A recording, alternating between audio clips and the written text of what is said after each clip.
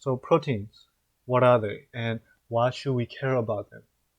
Proteins are biomolecules that are very important in our cells. They are a class of macromolecules, so they are considered relatively big compared to other biomolecules. They play many critical roles in our body. For example, one of their responsibilities is that they are in control of our growth and maintenance of tissues. When you do an activity such as running, your body will break down proteins, and the body uses them to build and repair tissues, such as your muscle tissues, for recovery. Another example we can think of is sources of protein in the foods that we eat. When thinking of food and protein, meat such as chicken and beef probably come to mind first. But a lot of plants are also rich in proteins, such as lentils and edamame. Protein do most of the work in our cells, and they are required for the structure, the functions, and the regulation of our bodies, tissues, and organs. In this video, I'm going to introduce the most important processes and the major steps in the protein synthesis. The simplest way of thinking about how a protein is synthesized is with three easy steps. We go from DNA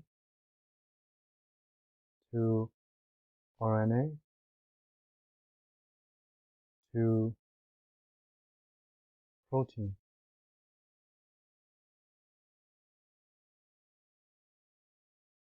This is the blueprint. So even if you don't get much out from this video, knowing the order or the flow of DNA to RNA to protein will take you a long way because it's the foundation of how a protein is made.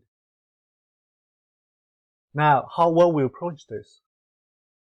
We're going to rewind the process to the very beginning, even before the protein is ready to be made, before the cell is telling its DNA which proteins to produce.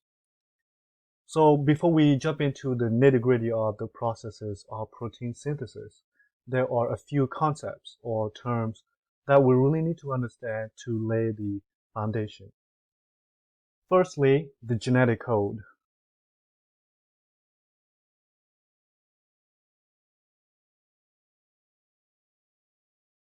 The genetic codes are contained within our DNA. They are responsible or they code for all the proteins in our cells. The amazing thing about the genetic codes is that they are universal, finding among all animal species. What that means is a common protein between a dog and a human is synthesized by the same exact genetic code. And likewise, a common protein between a bat and an elephant is synthesized by the very same genetic code. These letters are the basis, the nitrogenous basis of the DNA. And down here are the amino acids. There are three of them here. Each amino acid is formed from three bases, which we call a codon, a sequence of three DNA or RNA nucleotides that corresponds with a specific amino acid.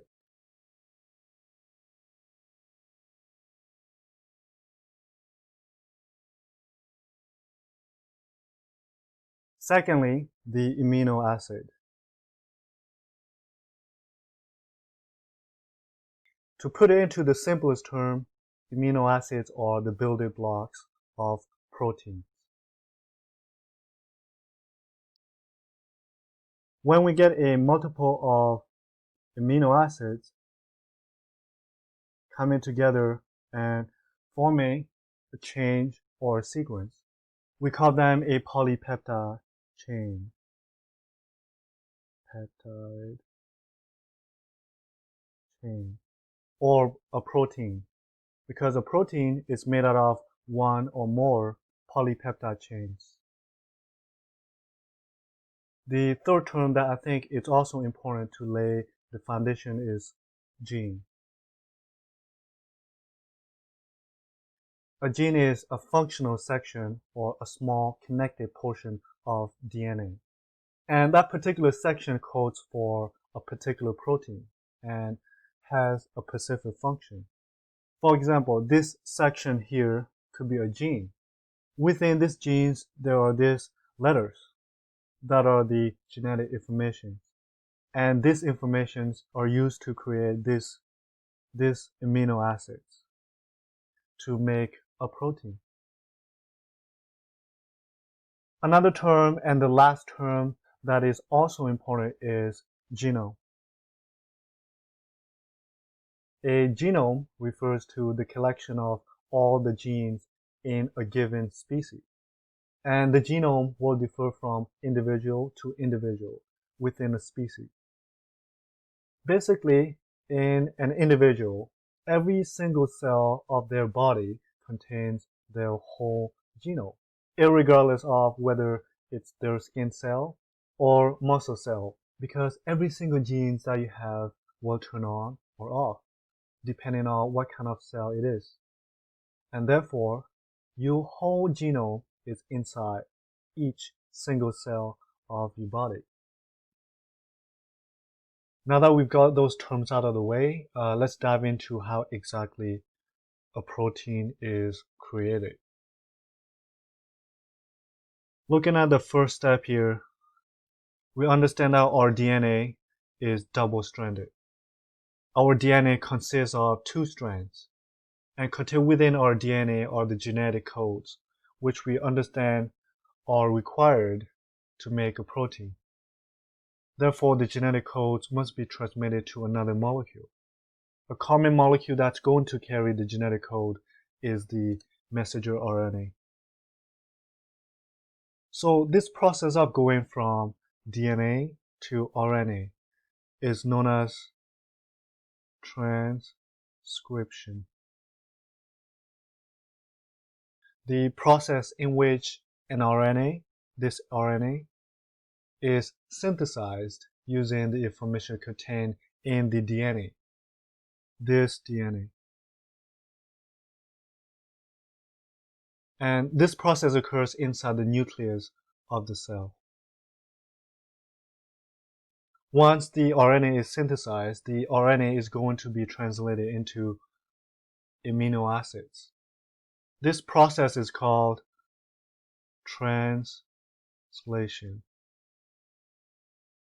The amino acids are going to form a sequence, which we call polypeptide. And remember, a polypeptide or a sequence of amino acids is what makes up a protein. This is all happening in the cytoplasm of the cell. The messenger RNA moves out of the nucleus and enters the cytoplasm, and that's when the translation starts. In the next two videos, I'm going to dive a little deeper into transcription and translations as to how and what makes the processes go smoothly. So how exactly the RNA is synthesized and the molecular machines such as ribosomes that reside in the cytoplasm of the cell. How do they make it happen? Guys, thanks for watching and see you there.